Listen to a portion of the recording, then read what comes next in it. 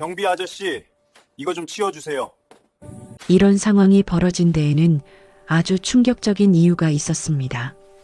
그런데 본격적으로 이야기를 시작하기 전에 여러분께 부탁드리고 싶은 게 있습니다.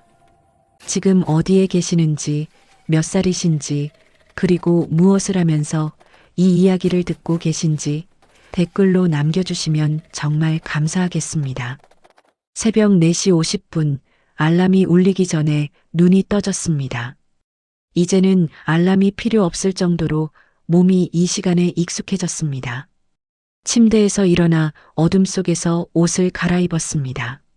아내는 여전히 잠들어 있었고 저는 소리를 내지 않으려 조심스럽게 움직였습니다. 현관을 나서자 복도의 차가운 공기가 감돌았습니다. 11월 말의 새벽은 언제나 이렇게 냉랭합니다. 엘리베이터를 타고 1층으로 내려가면서 거울에 비친 제 얼굴을 잠깐 봤습니다. 64세, 회색빛 머리카락, 깊게 패인 주름, 약간 구부정한 어깨.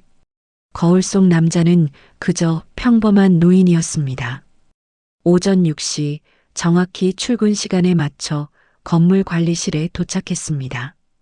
유니폼으로 갈아입고 명찰을 달았습니다. 박도연 경비원. 이 명찰을 단 지 벌써 3년째입니다. 첫 순찰을 시작했습니다. 지하 주차장부터 옥상까지 총 12개 층을 도는데 약 40분이 걸립니다.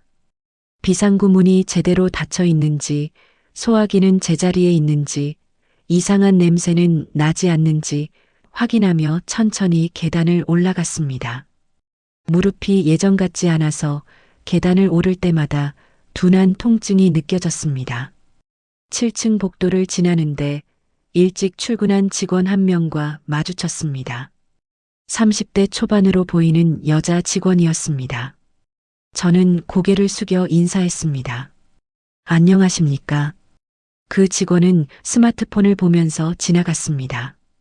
대답도 없었습니다. 익숙한 일이었습니다. 이 건물에서 일하는 사람들 대부분이 저를 그렇게 대했습니다. 투명인간처럼요. 아니, 어쩌면 투명인간보다 못한 존재일지도 모릅니다. 필요할 때만 보이는 사람. 8시가 되자 건물이 본격적으로 움직이기 시작했습니다. 직원들이 출근하고 엘리베이터가 분주하게 오르내렸습니다. 저는 1층 로비 한쪽 구석에 있는 경비실로 돌아왔습니다. 작은 책상과 의자, CCTV 모니터 몇 대, 그리고 낡은 전기포트. 이곳이 제가 하루의 대부분을 보내는 공간입니다. 택배가 도착하면 분류해서 각 층으로 올려보내고 방문객이 오면 출입증을 발급하고 민원이 들어오면 해결하려 노력했습니다. 화장실 물이 새는데 확인 좀 해달라. 주차장에 불법 주차된 차가 있다. 복도에 쓰레기가 떨어져 있다. 하루 종일 이런 일들이 이어졌습니다. 점심시간이었습니다. 도시락을 꺼내 먹으려는데 3층에서 근무하는 김대리라는 사람이 경비실 앞에 나타났습니다. 손에 커피잔과 빈 페트병을 들고 있었습니다. 경비 아저씨, 이거 좀 치워주세요. 그는 제 책상 위에 쓰레기를 올려놓고는 그대로 돌아섰습니다. 고맙다는 말도 미안하다는 말도 없었습니다. 저는 그 쓰레기를 들고 쓰레기통으로 걸어갔습니다. 도시락은 식어 있었습니다. 오후가 되자 건물은 조금 조용해졌습니다. 저는 CCTV 모니터를 바라보며 앉아 있었습니다. 화면 속에는 복도를 오가는 사람들, 회의실에서 회의하는 사람들, 휴게실에서 담소를 나누는 사람들이 보였습니다. 모두 바쁘게 자기 일을 하고 있었습니다. 문득 오래된 기억 하나가 떠올랐습니다. 25년 전 제네바에 있었습니다. 당시 저는 외교부 소속 국제협상 전문가였습니다. 5개국 대표들이 모인 회의장에서 무역 분쟁 조정안을 논의하고 있었습니다. 테이블에는 각국 언어로 된 자료들이 쌓여 있었고 동시통역 이어폰에서는 여러 언어가 들려왔습니다. 저는 그 자리에서 한국 측 입장을 설명했습니다. 영어로, 때로는 프랑스어로 상대방의 논리를 분석하고 우리 측 이익을 최대화할 수 있는 지점을 찾아냈습니다. 협상이 끝난 후 미국 대표가 제게 악수를 청했습니다. 인상적인 일입니다. 박 선생님. 그때는 제 말 한마디 한마디가 무게를 가졌습니다. 제 판단 하나가 국가 간 관계에 영향을 미쳤습니다. 사람들은 제 의견에 귀 기울였고 제 분석을 존중했습니다. 아저씨, 택배 왔는데 올려 보내주세요. 현실로 돌아왔습니다. 경비실 창구에 20대로 보이는 남자 직원이 서 있었습니다. 저는 자리에서 일어나 택배를 받았습니다. 몇 층이신가요? 5층이요. 빨리 좀 보내주세요. 저는 택배를 들고 엘리베이터로 향했습니다. 무거웠습니다. 아마 책이나 서류일 것 같았습니다. 5층에 도착해서 그 직원의 자리를 찾아 택배를 내려놓았습니다. 그는 고개도 들지 않고 컴퓨터 화면만 바라보고 있었습니다. 다시 경비실로 돌아오는 길에 복도 벽에 걸린 액자들을 봤습니다.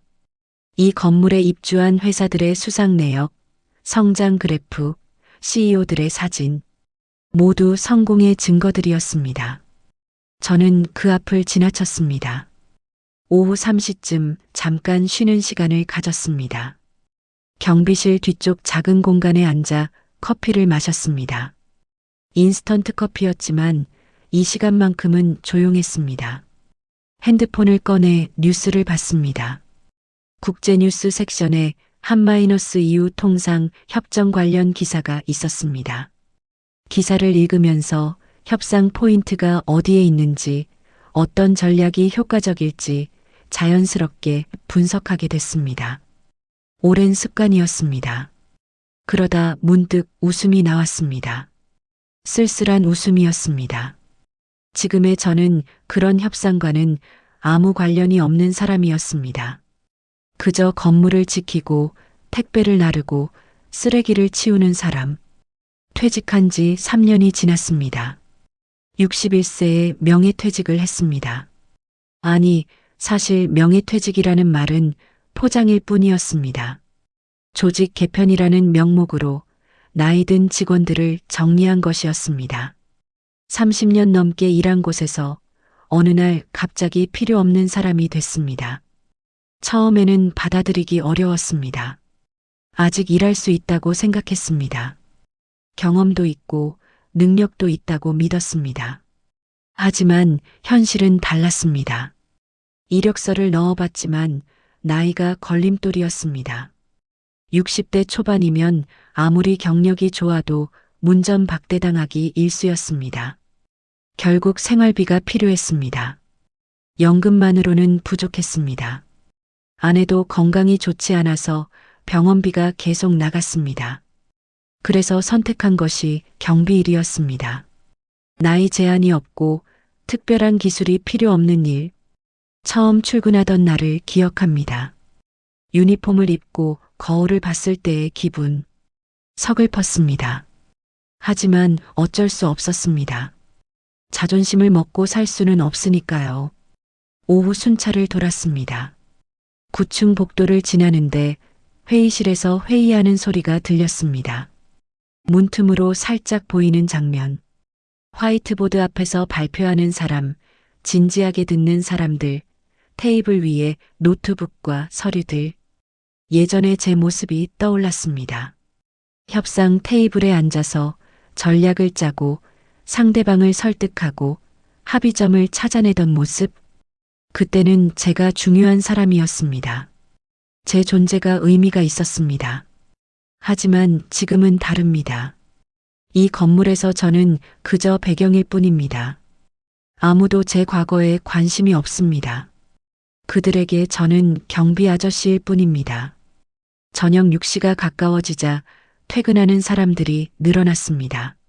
저는 로비에서 그들을 지켜봤습니다. 모두 피곤한 표정이었지만 내일을 준비하는 사람들이었습니다.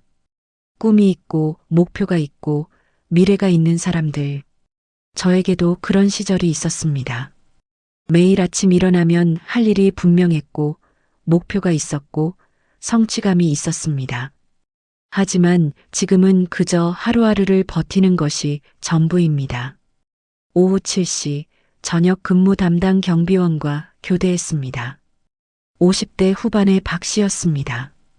그도 저처럼 퇴직 후 이 일을 시작한 사람이었습니다. 우리는 간단히 인사를 나눴습니다. 수고하셨습니다. 네, 조심히 들어가세요. 집으로 돌아가는 지하철 안에서 저는 창밖을 바라봤습니다. 어둠 속을 달리는 지하철. 창문에 비친 제 얼굴은 더 늙어 보였습니다. 현관문을 열고 들어가자 아내가 저녁을 차려놓고 기다리고 있었습니다. 왔어요? 힘들었죠? 아니, 괜찮아. 거짓말이었습니다. 몸도 힘들었지만 마음이 더 힘들었습니다. 하지만 아내에게 그런 말을 할 수는 없었습니다. 아내도 자기 병 때문에 힘들어하는데 제가 약한 모습을 보일 수는 없었습니다. 저녁을 먹고 샤워를 하고 침대에 누웠습니다. 천장을 바라보며 생각했습니다.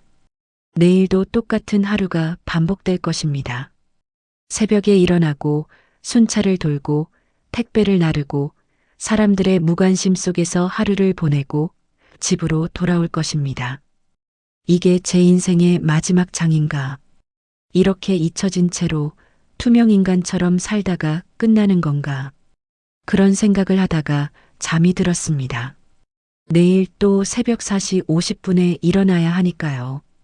며칠이 그렇게 지나갔습니다. 같은 시간에 일어나고 같은 일을 반복했습니다. 순찰, 택배, 민원 처리. 일상은 변함없이 흘러갔습니다. 그런데 화요일 오전 건물 분위기가 조금 달랐습니다. 평소보다 사람들이 분주하게 움직였고 1층 로비에는 현수막을 다는 직원들이 보였습니다. 한마이너스 중동 마이너스 유럽 비즈니스 협력 세미나라고 적혀 있었습니다. 오전 10시쯤 경비실로 급하게 걸어오는 사람이 보였습니다. 5층에서 근무하는 최준우 대리였습니다. 30대 중반쯤 되어 보이는 그는 평소에도 항상 바쁜 사람이었습니다. 하지만 오늘은 표정이 달랐습니다. 창백했고 땀이 맺혀 있었습니다. 경비 아저씨, 혹시 5층 회의실 열쇠 있으신가요? 급하게 확인할 게 있어서요. 네, 잠시만 기다리세요. 저는 열쇠 보관함에서 5층 회의실 열쇠를 꺼내 건넸습니다. 최 대리는 고맙다는 말도 없이 뛰어가듯 사라졌습니다. 뭔가 급한 일이 있는 것 같았지만 제가 알 바는 아니었습니다. 점심시간 직전 로비가 갑자기 소란스러워졌습니다. 5층 직원 여러 명이 모여서 무언가 이야기하고 있었습니다. 목소리가 커서 자연스럽게 들렸습니다. 통역사가 못 온다고? 지금 인천공항 안개 때문에 항공편이 결항됐대. 오늘 중으로는 못 온다는 거야. 미쳤네. 내일 세미나인데. 외국 참석자들 내일 아침에 다 도착한다고? 최 대리의 목소리였습니다. 다른 직원들도 당황한 표정이었습니다. 저는 모니터를 보는 척하며 그들의 대화를 들었습니다. 다른 통역사 급하게 구할 수는 없어? 알아봤는데 내일 가능한 사람이 없대. 아랍어랑 영어 둘 다 되는 전문 통역사가 필요한데 이렇게 급하게는. 팀장님한테 보고했어? 방금 했는데 난리 났어. 최악의 경우 세미나 자체를 취소해야 할 수도 있대. 직원들의 얼굴이 어두워졌습니다. 세미나 취소라는 말에 모두 심각해 보였습니다. 오후가 되자 건물 전체가 긴장된 분위기였습니다. 5층에서는 계속 회의가 이어지는 것 같았습니다. 복도를 오가는 직원들의 표정이 모두 굳어 있었습니다. 오후 3시쯤 최 대리가 다시 경비실 근처로 왔습니다. 이번에는 혼자였습니다. 복도 한쪽 구석에 기대서서 전화 통화를 하고 있었습니다. 목소리가 절박했습니다. 네, 교수님. 정말 부탁드립니다. 내일 오전만이라도. 네. 아, 그러시군요. 알겠습니다. 감사합니다. 전화를 끊은 최 대리는 한숨을 크게 내쉬었습니다. 그는 벽에 머리를 기댄 채 잠시 서 있었습니다. 제가 있는 것도 모르는 것 같았습니다. 잠시 후 다른 직원이 다가왔습니다. 준우야, 어떻게 됐어? 안 돼. 다 막혔어. 대학 통번역 대학원까지 알아봤는데 내일 가능한 사람이 아무도 없어. 그럼 어떡해? 모르겠어. 팀장님이 본사에 보고했는데 임원진도 난리야. 중동 측 대표가 사우디 왕실 관계자거든. 이번 세미나 취소되면 우리 회사 신뢰도에 큰 타격이야. 두 사람은 한참을 더 이야기했습니다. 저는 경비실에 앉아서 그들의 대화를 들었습니다. 아니, 들으려 한 건 아니었지만 목소리가 커서 자연스럽게 들렸습니다. 문제를 정리하자면 이랬습니다. 내일 열릴 세미나에는 사우디아라비아, UAE, 독일, 프랑스에서 온 참석자들이 있었습니다. 원래 예정된 통역사는 아랍어, 영어, 한국어를 모두 구사하는 전문가였는데 항공편 결항으로 오지 못하게 됐습니다. 대체 인력을 찾고 있지만 이렇게 급하게는 구할 수가 없었습니다. 저는 가만히 앉아 있었습니다. 모니터를 보는 척했지만 머릿속으로는 다른 생각을 하고 있었습니다. 저는 아랍어를 할 수 있었습니다. 영어는 물론이고 프랑스어도 가능했습니다. 외교관 시절 중동 지역 협상을 여러 차례 담당했었습니다. 특히 사우디와의 에너지 협력 협상에서 2년을 보낸 적이 있었습니다. 통역 없이 직접 아랍어로 협상했던 기억이 선명했습니다. 하지만 저는 입을 다물고 있었습니다. 도와줄 수 있었습니다. 지금 당장 나서서 말할 수도 있었습니다. 제가 할 수 있다고, 제가 도와드릴 수 있다고. 그런데 그렇게 하지 않았습니다. 이유는 간단했습니다. 저는 경비원이었습니다. 이 건물에서 가장 낮은 위치에 있는 사람. 아무도 저에게 능력을 기대하지 않는 사람. 제가 갑자기 나서서 아랍어를 할 수 있다고 하면 사람들은 어떻게 반응할까요? 믿지 않을 것입니다. 아니, 믿기 전에 이상하게 볼 것입니다. 경비 아저씨가 무슨 아랍어를? 그렇게 생각할 것입니다. 그리고 설령 제 능력을 인정받는다 해도 그 다음이 문제였습니다. 사람들은 궁금해할 것입니다. 왜 경비를 하고 있냐고. 왜 이런 능력이 있으면서 이런 일을 하냐고. 그러면 제 과거를 설명해야 합니다. 명예퇴직, 재취업 실패, 생활고. 그 모든 것을 자존심이 허락하지 않았습니다. 오후 5시가 되자 5층 전체가 어두운 분위기에 잠긴 것 같았습니다. 복도를 지나는 직원들의 얼굴에서 패배감이 보였습니다. 저녁 6시쯤 최 대리가 또 경비실 근처에 나타났습니다. 이번에는 팀장으로 보이는 40대 남자와 함께였습니다.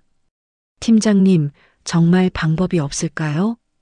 본사에서도 다 알아봤는데 안 된대. 통역 에이전시 5곳을 다 뒤졌는데 내일 투입 가능한 아랍어 통역사가 한 명도 없어. 그럼 세미나를 취소해야 하는 건가요? 팀장은 한숨을 쉬었습니다. 임원회의가 지금 진행 중이야. 아마 취소 쪽으로 결정이 날 거야. 어쩔 수 없어. 중동 측 반응은 어떤가요? 당연히 안 좋지. 특히 사우디 측이 굉장히 불쾌해하고 있어. 이미 전용기 타고 출발했는데 세미나가 취소됐다고 하면 앞으로 우리 회사랑 거래 자체를 안 할 수도 있어. 최 대리의 얼굴이 하얗게 질렸습니다. 이번 세미나 준비를 제가 총괄했는데 내 잘못은 아니야. 누가 항공편 결항을 예상했겠어. 하지만 결과적으로는 힘들 거야. 두 사람은 무거운 발걸음으로 사라졌습니다. 저는 경비실 의자에 앉아서 컵에 남은 식은 커피를 마셨습니다. 씁쓸했습니다. 커피가 아니라 상황이. 제가 나서면 됩니다. 간단한 일입니다. 그냥 말하면 됩니다. 제가 할 수 있습니다라고. 하지만 그 간단한 말이 나오지 않았습니다. 저는 3년 동안 이 건물에서 투명인간처럼 살았습니다. 아무도 저를 주목하지 않았고 저도 주목받으려 하지 않았습니다. 그게 편했습니다. 과거를 숨기고 조용히 하루하루를 버티는 것이 차라리 쉬웠습니다. 그런데 지금 제 능력이 필요한 상황이 왔습니다. 제가 도울 수 있는 상황이. 하지만 도우려면 제 과거를 드러내야 합니다. 제가 누구였는지, 어떤 일을 했는지. 그럴 준비가 되어 있나요? 사람들의 의심 어린 시선을 견딜 수 있나요? 경비 아저씨가 무슨 외교관이었대? 라는 수군거림을 들을 수 있나요? 저녁 7시 교대 시간이 됐습니다. 박 씨가 들어왔고 저는 간단히 인수인계를 했습니다. 오늘 5층이 좀 소란스러웠어요. 내일 세미나 때문에 난리였는데 아마 취소될 것 같네요. 그래요? 뭐, 우리랑은 상관없는 일이겠죠. 맞는 말이었습니다. 저와는 상관없는 일이었습니다. 저는 그저 경비원일 뿐이니까요. 집으로 돌아가는 지하철 안에서 저는 계속 생각했습니다. 과거의 저라면 어떻게 했을까요? 외교관 박도현이었다면 주저하지 않고 나섰을 것입니다. 문제가 있으면 해결하는 것이 당연했으니까요. 능력이 있으면 쓰는 것이 맞았으니까요. 하지만 지금의 저는 달랐습니다. 64세의 경비원. 이미 한 번 버려진 사람. 사회에서 필요 없다고 판단된 사람. 집에 도착해서 저녁을 먹었습니다. 아내가 물었습니다. 오늘은 무슨 일 있었어요? 표정이 안 좋네. 아니, 별일 없어. 또 거짓말이었습니다. 하지만 아내에게 이 복잡한 심경을 어떻게 설명할 수 있겠습니까? 밤에 침대에 누워서도 잠이 오지 않았습니다. 천장을 바라보며 생각했습니다. 내일 아침이면 세미나는 취소될 것입니다. 회사는 신뢰를 잃을 것입니다. 최 대리는 아마 책임을 져야 할 것입니다. 그리고 저는 아무 일도 없었다는 듯이 평소처럼 출근해서 순찰을 돌 것입니다. 그게 안전합니다. 그게 편합니다. 하지만 마음 한구석이 불편했습니다. 도울 수 있는데 돕지 않는 것. 그것도 자존심 때문에. 이게 맞는 건가요? 저는 눈을 감았습니다. 내일 아침에 결정하자고 생각했습니다. 새벽에 일어나서 출근하면서 그때 다시 생각해 보자고. 하지만 잠이 쉽게 오지 않았습니다. 새벽 4시 50분 알람이 울렸습니다. 아니, 알람이 울리기 전에 이미 눈이 떠져 있었습니다. 밤새 뒤척이다가 결국 제대로 자지 못했습니다. 옷을 갈아입으면서 거울을 봤습니다. 64세의 경비원. 하지만 오늘은 그 거울 속 남자가 다르게 보였습니다. 출근 준비를 하면서 저는 결심했습니다. 아직 확실하지는 않았지만 적어도 건물에 가서 상황을 확인해 보기로 했습니다. 정말로 세미나가 취소되는지, 정말로 다른 방법이 없는지, 그리고 만약 정말로 제가 필요한 상황이라면 그때는 용기를 내보기로 했습니다. 현관문을 나서며 아내가 뒤에서 말했습니다. 조심히 다녀와요. 응, 다녀올게. 평소와 같은 대화였지만 오늘은 왠지 다르게 느껴졌습니다. 오늘은 뭔가 달라질 것 같은 예감이 들었습니다. 지하철을 타고 가면서 손에 땀이 났습니다. 긴장되었습니다. 두려웠습니다. 하지만 동시에 오랜만에 느끼는 감정이 있었습니다. 설렘이었습니다. 건물에 도착했을 때는 오전 6시였습니다. 평소와 같은 시간이었지만 느낌은 완전히 달랐습니다. 로비에 들어서자마자 분주한 움직임이 보였습니다. 벌써 5층 직원 몇 명이 출근해 있었습니다. 유니폼으로 갈아입고 첫 순찰을 시작했습니다. 하지만 집중이 되지 않았습니다. 계단을 오르면서도 복도를 지나면서도 계속 5층 쪽을 신경 쓰게 됐습니다. 오전 7시쯤 5층에 올라갔습니다. 평소에는 이 시간에 5층까지 올라오지 않았지만 오늘은 달랐습니다. 복도에 서서 회의실 쪽을 바라봤습니다. 불이 켜져 있었고 안에서 사람들이 움직이는 게 보였습니다. 가까이 다가가자 최 대리의 목소리가 들렸습니다. 팀장님, 정말 최선을 다했습니다. 하지만, 알아, 준우야. 내 잘못이 아니라는 거 다들 알아. 하지만 상황이 이렇게 된 이상 어쩔 수 없어. 저는 복도 한쪽에 서서 가만히 들었습니다. 회의실 문이 반쯤 열려 있어서 안에 대화가 들렸습니다. 그런데 외국 참석자들은 이미 출발했다고 하셨죠? 응, 사우디 측은 어젯밤에 이미 전용기 타고 출발했어. 지금쯤 인천공항에 도착했을 거야. UAE 측도 오늘 아침 비행기로 오고 있고, 세미나 취소 통보는 했나요? 그게 아직 못했어. 임원진이 새벽까지 회의했는데 결론이 안 났어. 어떻게든 진행하라는 쪽이랑 깔끔하게 취소하라는 쪽이 대립하고 있어. 순간 회의실 안에서 전화벨 소리가 들렸습니다. 팀장이 전화를 받았습니다. 네, 부장님. 예. 아, 그렇게 하시겠다고요? 하지만 통역이 네, 그냥 영어로만? 그게 가능할까요? 알겠습니다. 전화를 끄는 팀장의 표정이 더 어두워졌습니다. 어떻게 됐어요? 본사 결정이 났어. 세미나는 진행한대.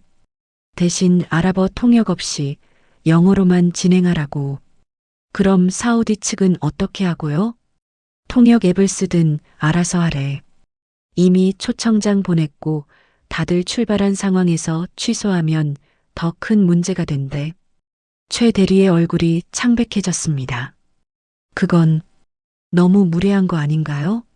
상대방을 완전히 무시하는 거잖아요. 나도 알아. 하지만 위에서 내린 결정이야. 우리가 어쩔 수 없어. 저는 복도에 서서 주먹을 쥐었습니다. 손에 땀이 흥건히 났습니다. 지금이었습니다. 지금 말하지 않으면 영영 기회가 없을 것 같았습니다. 하지만 발이 떨어지지 않았습니다. 목구멍까지 올라온 말이 나오지 않았습니다. 1시간이 지났습니다. 오전 8시 로비가 분주해졌습니다. 외국인들이 도착하기 시작했습니다. 택시에서 내리는 정장 차림의 사람들, 서양인도 있었고 중동 사람으로 보이는 분들도 있었습니다. 5층 직원들이 로비로 내려와 그들을 맞이했습니다. 영어로 인사를 나누는 소리가 들렸습니다. 하지만 중동에서 온 참석자들은 표정이 그리 밝지 않았습니다. 오전 9시 세미나 시작 시간이 다가왔습니다. 참석자들이 5층 대회의실로 올라갔습니다. 저는 1층 경비실에 앉아서 CCTV 모니터를 봤습니다. 5층 복도에 사람들이 모여 있는 게 보였습니다. 오전 9시 30분 제 핸드폰으로 건물 관리 시스템 알람이 왔습니다. 5층 회의실 음향 시스템 점검 필요라는 메시지였습니다.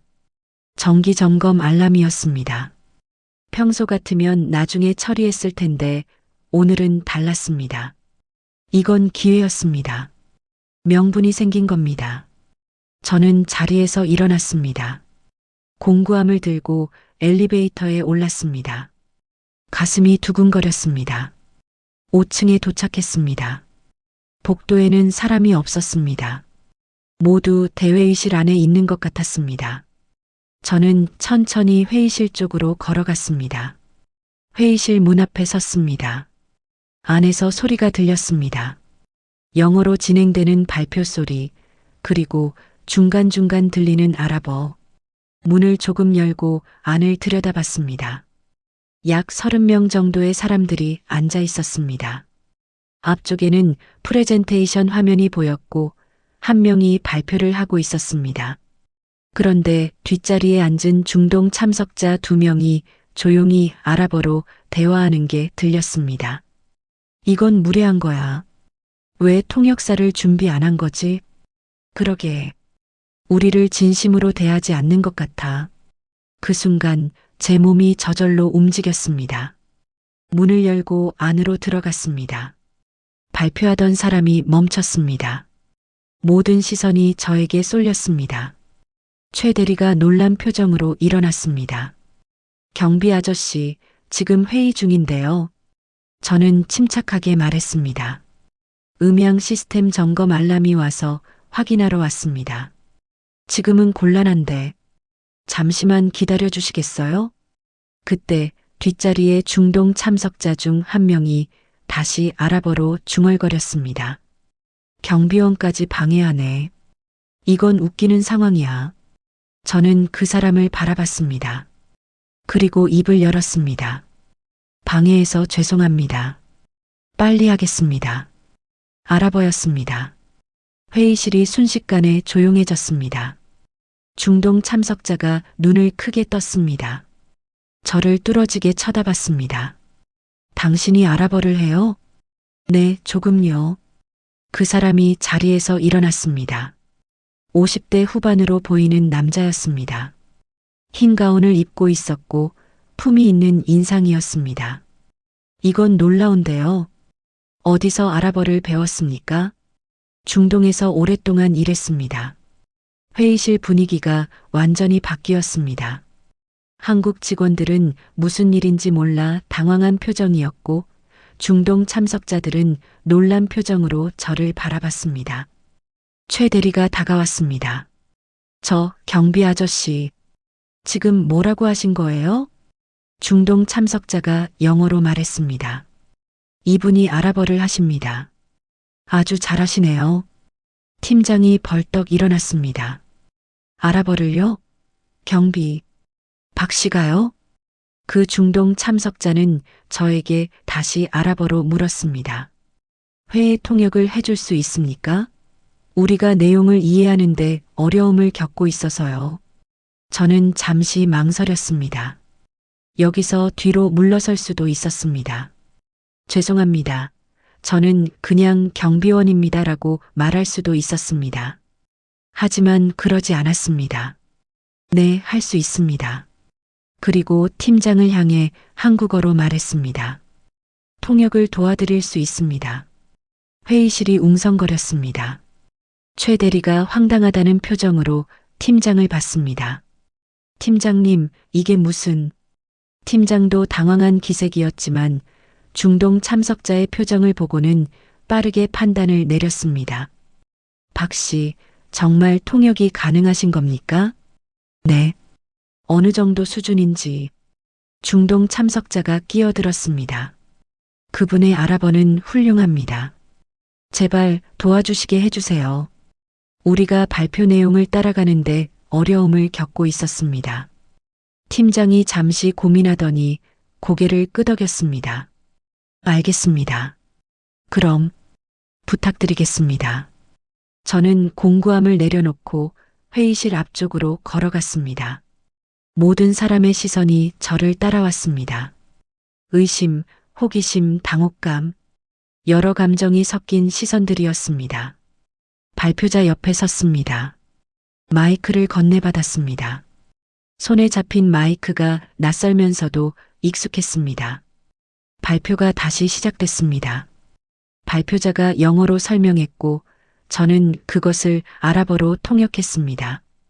우리 회사의 비즈니스 모델에는 처음에는 목소리가 조금 떨렸습니다. 하지만 점점 안정을 찾아갔습니다. 25년 동안 했던 일이었습니다. 몸이 기억하고 있었습니다. 중동 참석자들의 표정이 밝아지기 시작했습니다. 고개를 끄덕이며 집중해서 들었습니다. 15분 정도 통역이 이어졌습니다. 그러다 발표자가 복잡한 기술 용어를 사용했습니다. 순간 통역을 멈출 뻔했지만 저는 그 내용을 이해하기 쉽게 풀어서 설명했습니다. 중동 참석자 중 한 명이 질문을 했습니다. 사용된 기술 부분을 좀 더 명확히 설명해 주실 수 있나요? 저는 그 질문을 한국어로 통역했고 발표자의 답변을 다시 아랍어로 통역했습니다. 자연스러웠습니다. 마치 어제까지 이 일을 하고 있었던 것처럼. 30분이 지났습니다. 발표가 끝났습니다. 중동 참석자들이 박수를 쳤습니다. 그리고 그 중 한 명이 저에게 다가왔습니다. 정말 감사합니다. 당신의 통역은 훌륭했습니다. 어디서 이 정도 수준의 아랍어를 배웠습니까? 리야드에서 외교관으로 수년간 일했습니다. 그 사람의 눈이 더 커졌습니다. 외교관이요? 하지만 당신은, 그는 제 유니폼을 보고는 말을 멈췄습니다. 이해가 안 된다는 표정이었습니다. 팀장이 다가왔습니다. 박 씨, 정말 놀랍습니다. 어떻게, 나중에 설명드리겠습니다. 일단 회의를 계속 진행하시죠. 오전 세션이 끝날 때까지 저는 계속 통역을 했습니다. 점심시간이 되자 중동 참석자들이 저를 둘러쌌습니다. 모두 감사하다며 악수를 청했습니다. 그 중 한 명이 명함을 건넸습니다.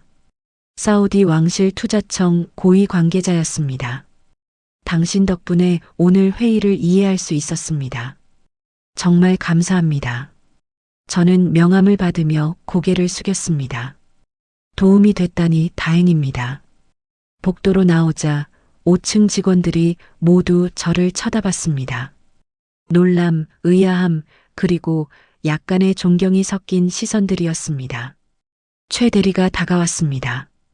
경비 아저씨, 아니, 박 씨, 어떻게 아랍어를 그렇게, 오래전 일입니다. 외교관이셨다고요? 저는 잠시 침묵했습니다. 그리고 조용히 대답했습니다. 네, 오래전에요. 점심시간이 끝나고 오후 세션이 시작되기 전이었습니다. 저는 경비실로 내려가려 했습니다. 제 역할은 끝났다고 생각했습니다.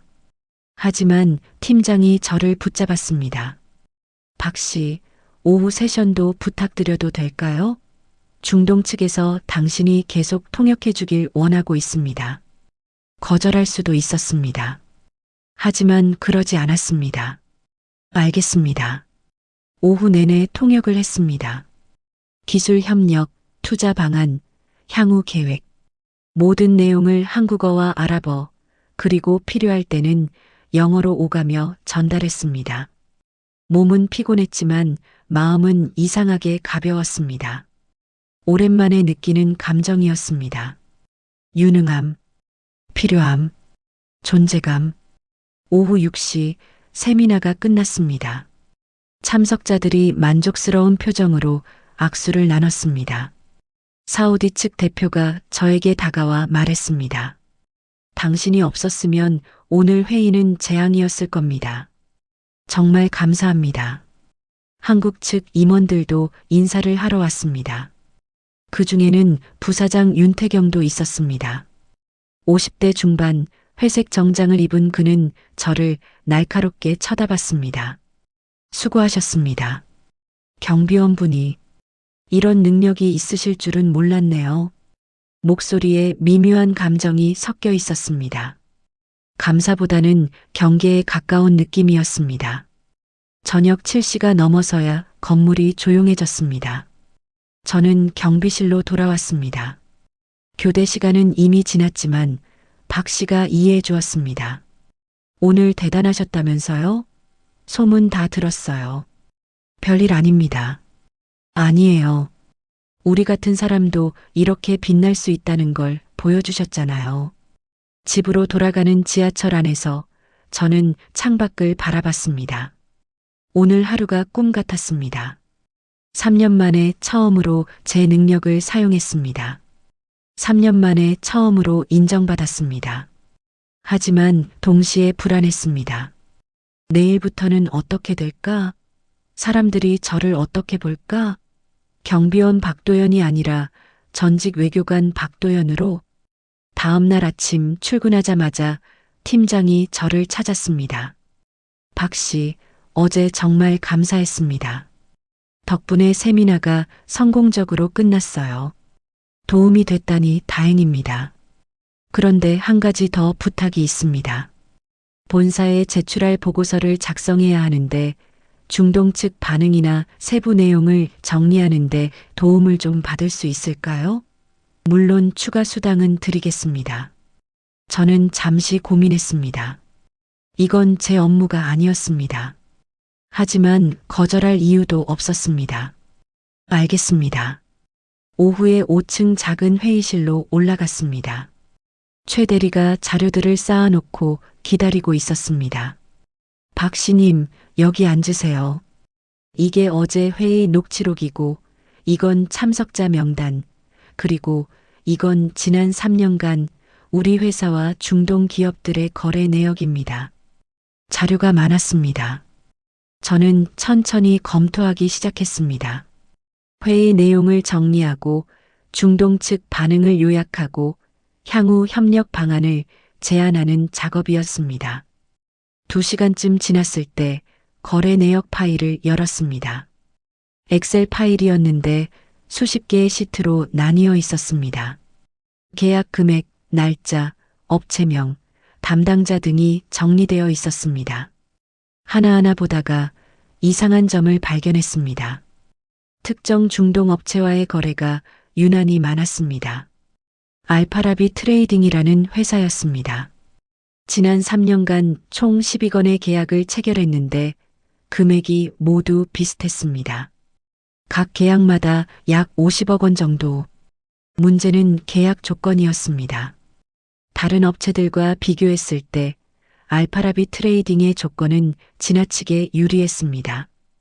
가격은 높고 납기는 느슨하고 품질 기준은 낮았습니다. 외교관 시절 이런 패턴을 많이 봤습니다. 특혜성 계약. 뒤에 뭔가 있을 때 나타나는 전형적인 신호였습니다. 더 자세히 들여다봤습니다. 알파라비 트레이딩과의 모든 계약 담당자가 동일했습니다. 부사장 윤태경. 심장이 빨리 뛰기 시작했습니다. 파일을 더 뒤졌습니다. 이메일 첨부 파일이 있었습니다. 윤 부사장과 알파라비 트레이딩 대표 간의 이메일이었습니다. 공식적인 내용이었지만 그 사이에 개인 이메일 주소로 주고받은 메시지가 몇 개 섞여 있었습니다. 그 중 하나를 열었습니다. 암호화되어 있지 않았습니다. 누군가 실수로 삭제하지 않고 남겨둔 것 같았습니다. 내용은 간단했습니다. 지난번 합의대로 계약 금액의 10%를 스위스 계좌로 이체 부탁드립니다. 리베이트였습니다. 명백한 불법 거래였습니다. 저는 화면을 응시했습니다. 손에 땀이 났습니다. 이걸 어떻게 해야 하나? 못 본 척하고 넘어갈까? 아니면 문이 열렸습니다. 윤 부사장이 들어왔습니다. 보고서 작업은 잘 되고 있습니까? 네, 진행 중입니다. 윤 부사장이 제 뒤로 다가왔습니다. 제가 보고 있는 화면을 봤습니다. 표정이 굳었습니다. 그 파일은 왜 보고 계십니까? 보고서 작성에 필요한 자료라고 해서 검토하고 있었습니다. 그 파일은 기밀입니다. 함부로 열람하면 안 되는데. 목소리가 차가워졌습니다. 저는 침착하게 대답했습니다. 최 대리님이 건네주신 자료입니다. 기밀이라면 미리 말씀해 주셨어야죠. 윤 부사장의 눈빛이 날카로워졌습니다. 저와 컴퓨터 화면을 번갈아 봤습니다. 뭘 봤습니까? 거래 내역을 검토하고 있었습니다. 어디까지 봤냐고 물었습니다. 긴장감이 감돌았습니다. 저는 천천히 일어났습니다. 필요한 부분만 봤습니다. 윤 부사장이 한 걸음 더 가까이 다가왔습니다. 박 씨, 당신 경비원이죠? 과거에 외교관이었다는 건 알겠습니다. 하지만 지금은 아니잖아요. 자기 위치를 아셔야 합니다. 협박이었습니다. 노골적인 압박이었습니다. 제 위치는 잘 알고 있습니다. 그럼 됐습니다. 이 파일 내용은 잊으세요. 그리고 보고서는 더 이상 안 해주셔도 됩니다. 우리가 알아서 하겠습니다. 알겠습니다. 저는 자리에서 일어나 문 쪽으로 걸었습니다. 윤 부사장이 뒤에서 말했습니다. 박 씨, 쓸데없는 일로 문제 만들지 마세요. 당신도 당신 가족도 힘들어질 겁니다. 저는 돌아보지 않고 문을 열고 나왔습니다. 복도를 걸어 엘리베이터로 향했습니다. 가슴이 두근거렸습니다. 하지만 두려움이 아니었습니다. 분노였습니다. 경비실로 돌아와 책상에 앉았습니다. 생각을 정리했습니다. 방금 본 것은 명백한 부정이었습니다. 수십억 원 규모의 리베이트, 회사 돈을 빼돌린 범죄였습니다. 하지만 제가 뭘 할 수 있을까요? 저는 그냥 경비원입니다. 증거도 제대로 확보하지 못했습니다. 그리고 윤 부사장의 협박처럼 문제를 만들면 저만 다칠 수도 있습니다. 퇴근 시간이 됐습니다.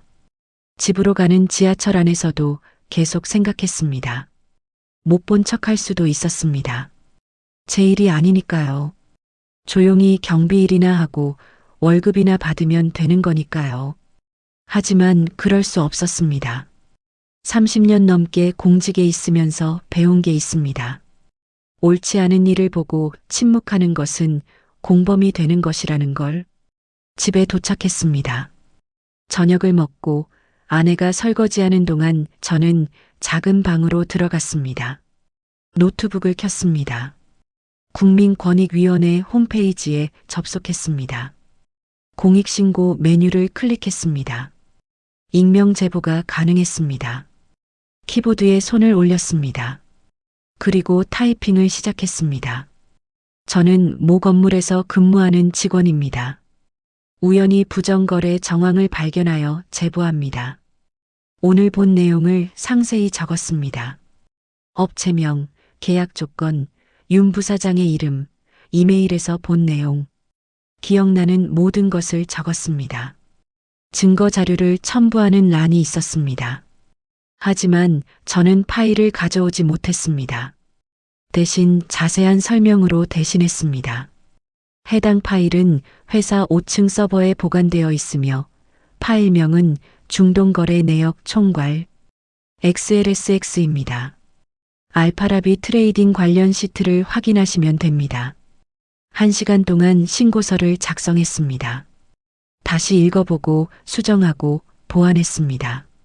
마지막으로 제출 버튼 위에 마우스를 올렸습니다. 잠시 망설였습니다. 이걸 하면 돌아올 수 없습니다. 윤 부사장은 언젠가 제보자를 찾으려 할 것입니다. 그리고 의심의 1순위는 제가 될 것입니다. 오늘 그 파일을 본 사람이 저뿐이니까요. 하지만 그게 뭐 어떻습니까? 저는 이미 한 번 모든 걸 잃었습니다. 직위도 명예도 자존심도. 더 잃을 게 뭐가 있습니까? 클릭했습니다. 신고가 접수되었습니다라는 메시지가 떴습니다. 노트북을 끄고 자리에서 일어났습니다. 거울을 봤습니다. 64세의 경비원. 하지만 오늘은 그 거울 속 남자가 조금 다르게 보였습니다. 다음 날 출근했습니다. 평소처럼 순찰을 돌고 택배를 나르고 민원을 처리했습니다. 5층에서는 별다른 움직임이 없었습니다. 윤 부사장도 평소처럼 출근했습니다. 하지만 저는 알고 있었습니다. 이미 톱니바퀴가 돌기 시작했다는 것을. 일주일이 지났습니다. 여전히 아무 일도 일어나지 않았습니다. 하지만 초조하지 않았습니다. 이런 조사는 시간이 걸린다는 걸 알고 있었습니다. 그리고 2주째 되는 날 아침 건물에 낯선 사람들이 나타났습니다. 정장을 입은 남자 3명이 5층으로 올라갔습니다. 표정이 굳어 있었고 서류 가방을 들고 있었습니다. 점심시간쯤 5층이 소란스러워졌습니다. 윤 부사장 사무실에서 큰 소리가 들렸습니다. 저는 경비실에 조용히 앉아서 모니터를 봤습니다.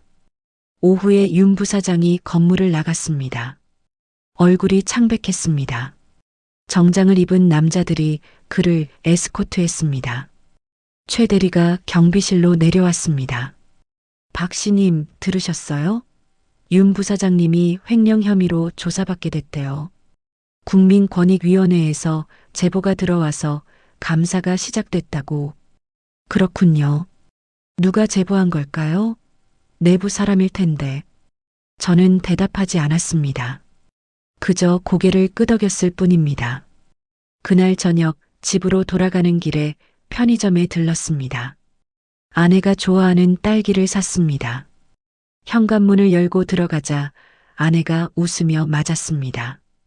오늘은 왜 이렇게 기분이 좋아 보여요? 그런가? 네, 얼굴이 환해요. 저는 딸기를 건네며 말했습니다. 오늘 좋은 일이 있었어. 무슨 일인데요? 옳은 일을 했어. 오랜만에. 아내는 정확히 무슨 뜻인지 몰랐을 겁니다. 하지만 저는 알고 있었습니다. 오늘 저는 다시 박도연이 됐습니다. 경비원 박도연이 아니라 옳은 일을 하는 박도연으로. 한 달이 지났습니다. 건물의 분위기가 완전히 바뀌었습니다. 윤 부사장은 구속됐습니다. 검찰 조사 결과 3년간 총 60억 원이 넘는 리베이트를 받은 것으로 드러났습니다. 알파라비 트레이딩은 실제로는 윤 부사장의 처남이 운영하는 페이퍼 컴퍼니였습니다. 회사는 비상경영 체제로 들어갔습니다. 임원진이 교체됐고 전면 감사가 진행됐습니다. 직원들은 불안해했지만 동시에 부정이 척결됐다는 안도감도 있었습니다. 저는 여전히 경비 일을 했습니다. 순찰을 돌고 택배를 나르고 민원을 처리했습니다. 하지만 사람들의 시선이 달라졌습니다. 예전처럼 투명인간 취급하지 않았습니다. 지나가면서 인사를 하는 직원들이 생겼습니다. 안녕하세요, 박 선생님. 처음에는 어색했습니다. 박 선생님이라는 호칭이. 하지만 점점 익숙해졌습니다. 어느 날 오후 새로 부임한 전무가 저를 찾아왔습니다. 50대 초반의 김 전무였습니다. 박도연 씨 맞으시죠? 잠깐 시간 좀 내주시겠습니까? 무슨 일이십니까? 5층 회의실로 올라와 주시면 좋겠습니다. 불안한 마음으로 5층으로 올라갔습니다. 혹시 제보자가 저라는 걸 알아낸 건 아닐까? 문제가 생긴 건 아닐까? 회의실 문을 열자 김 전무와 인사팀장 그리고 몇 명의 임원이 앉아 있었습니다. 앉으시죠. 긴장한 채로 앉았습니다. 김 전무가 입을 열었습니다. 박도연 씨의 이력을 확인했습니다. 외교부에서 30년 근무하셨고 국제협상 전문가로 활동하셨더군요. 네, 그렇습니다. 그런 경력을 가진 분이 왜 여기서 경비 일을 하고 계신지 궁금했습니다. 저는 솔직하게 대답했습니다. 명예퇴직 후 재취업이 어려웠습니다. 생활비가 필요했고 이 일이 유일한 선택지였습니다. 김 전무가 고개를 끄덕였습니다. 이해합니다.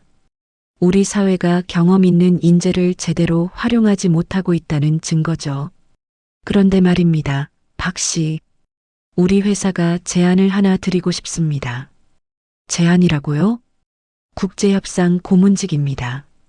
정규직은 아니지만 주 3일 출근하시면서 우리 회사의 해외 비즈니스를 자문해 주시면 됩니다.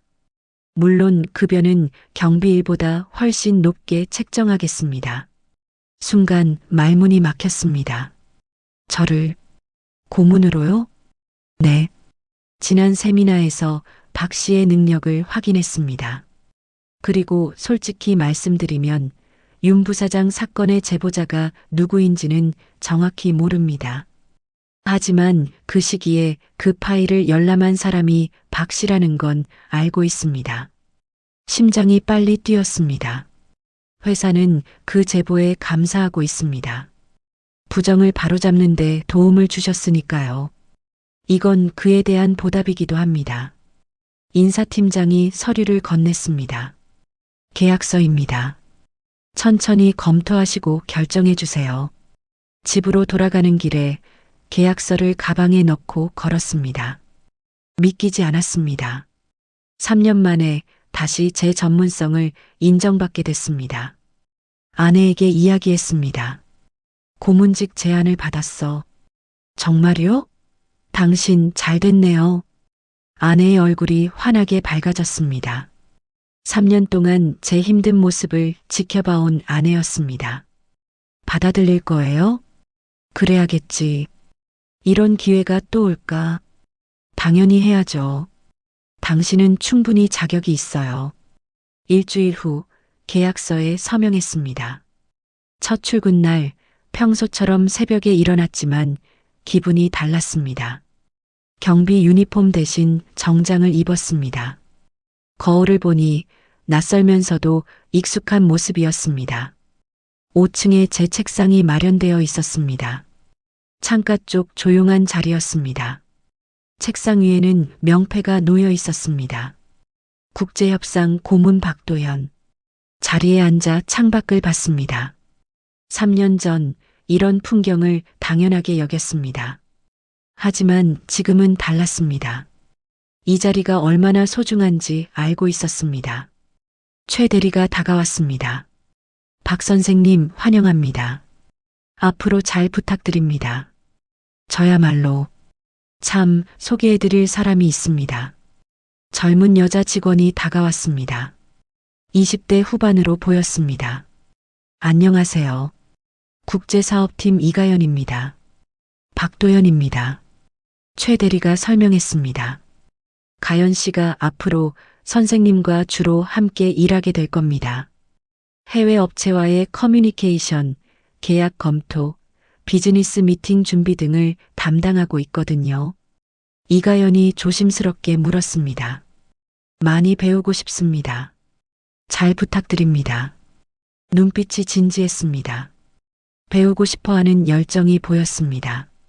저도 잘 부탁합니다. 첫 주는 회사 업무를 파악하는 데 보냈습니다. 현재 진행 중인 해외 프로젝트, 협력업체, 계약 조건들을 검토했습니다. 생각보다 정리가 안 된 부분이 많았습니다. 이가연과 함께 일하기 시작했습니다. 그녀는 영어는 유창했지만 실무 경험이 부족했습니다. 특히 문화적 차이나 협상 기술에 대한 이해가 낮았습니다. 어느 날 독일 업체와의 화상 미팅을 준비하고 있었습니다. 이가연이 작성한 제안서를 검토하는데 문제가 보였습니다. 가연 씨, 잠깐 봅시다. 네, 선생님. 이 부분 가격 제한이 너무 빨리 나왔어요.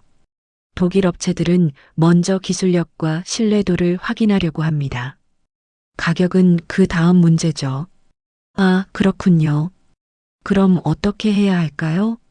먼저 우리 기술의 우수성을 보여주고 레퍼런스를 제시하고 그들의 요구사항을 충분히 듣습니다. 가격 협상은 신뢰가 쌓인 후에 시작하는 겁니다. 이가연이 열심히 메모했습니다. 그리고 독일 사람들과 미팅할 때는 정확성이 중요합니다. 모호한 표현은 피하세요. 아마도, 대충, 이런 단어들은 신뢰를 떨어뜨립니다. 알겠습니다. 화상 미팅 날 이가연은 제가 조언한 대로 진행했습니다. 처음에는 긴장했지만 점점 자신감을 찾았습니다. 미팅은 성공적이었습니다. 독일 업체는 다음 단계 협상을 제안했습니다. 미팅이 끝난 후 이가연이 말했습니다. 선생님 덕분입니다. 혼자였으면 절대 이렇게 못했을 거예요. 당신이 잘한 겁니다. 저는 방향만 알려줬을 뿐이에요. 선생님, 질문 하나 해도 될까요? 물론이죠. 경비 일하실 때 힘들지 않으셨어요? 이런 능력이 있으신데. 저는 잠시 생각했습니다. 힘들었죠. 특히 자존심이. 내가 이런 사람이 아닌데 라는 생각을 매일 했어요. 그럼 어떻게 버티셨어요? 글쎄요. 버틴 게 아니라 그냥 살았던 것 같아요. 하루하루를. 그런데 지금 생각해보면 그 시간도 의미가 있었어요. 무슨 의미요? 겸손을 배웠어요. 내가 가진 게 당연한 게 아니라는 걸. 그리고 모든 일에는 가치가 있다는 걸. 경비일도 누군가에게는 꼭 필요한 일이니까요. 이가연이 고개를 끄덕였습니다. 존경스러워요, 선생님. 몇 달이 지났습니다. 계절이 바뀌어 봄이 왔습니다. 회사는 안정을 찾았습니다. 새로운 프로젝트들이 진행됐고 해외 거래처도 늘었습니다. 저는 그 과정에서 자문 역할을 했습니다.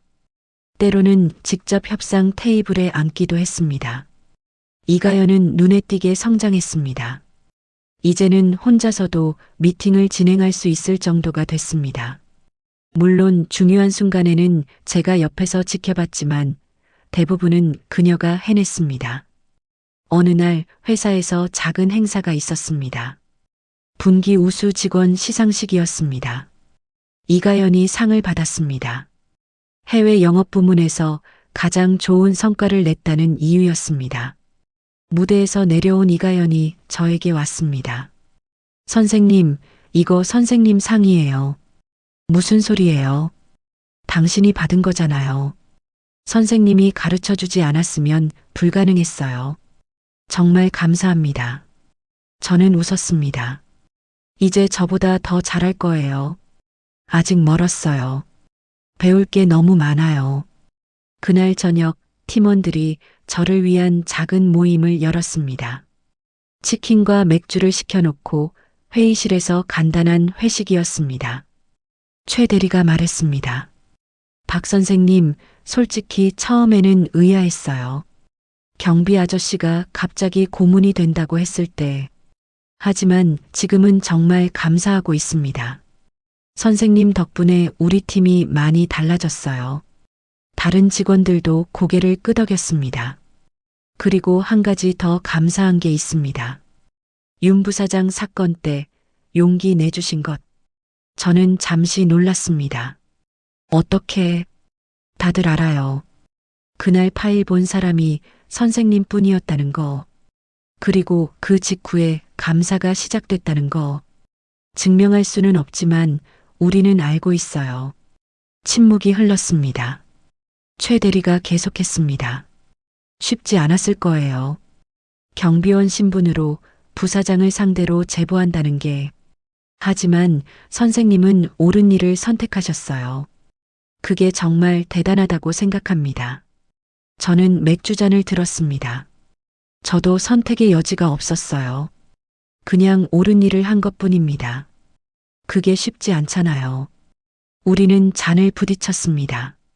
집으로 돌아가는 길, 지하철 안에서 창밖을 봤습니다. 봄밤의 서울이 불빛으로 빛났습니다. 1년 전 저는 이 풍경을 보며 절망했습니다. 내 인생이 끝났다고 생각했습니다. 하지만 지금은 다릅니다. 나이는 숫자일 뿐입니다. 64세든 70세든 능력이 있으면 기회는 옵니다. 물론 쉽지 않습니다. 편견도 많고 장벽도 높습니다. 하지만 불가능하지는 않습니다. 중요한 건 포기하지 않는 것입니다. 자기 가치를 스스로 지키는 것입니다. 그리고 기회가 왔을 때 용기를 내는 것입니다. 집에 도착했습니다. 아내가 현관에서 맞아주었습니다. 오늘 회식이었죠? 즐거우셨어요? 응, 좋았어. 표정이 정말 밝아졌어요. 요즘 당신 보면 제가 다 기분이 좋아요. 저는 아내를 안았습니다. 고마워. 힘들 때 옆에 있어줘서.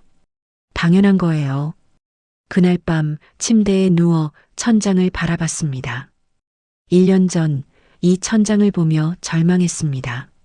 하지만 지금은 희망을 봅니다. 인생은 끝난 게 아니었습니다. 새로운 장이 시작된 것이었습니다. 64세 박도연. 경비원에서 고문으로, 투명인간에서 멘토로, 잊혀진 사람에서 필요한 사람으로 저는 증명했습니다. 나이는 능력을 지울 수 없다는 것을, 그리고 진짜 가치는 숨길 수 없다는 것을. 눈을 감았습니다. 내일도 출근해야 합니다. 이가영과 프랑스 업체 미팅 준비를 해야 합니다. 하지만 두렵지 않습니다. 이제 저는 다시 박도연이니까요.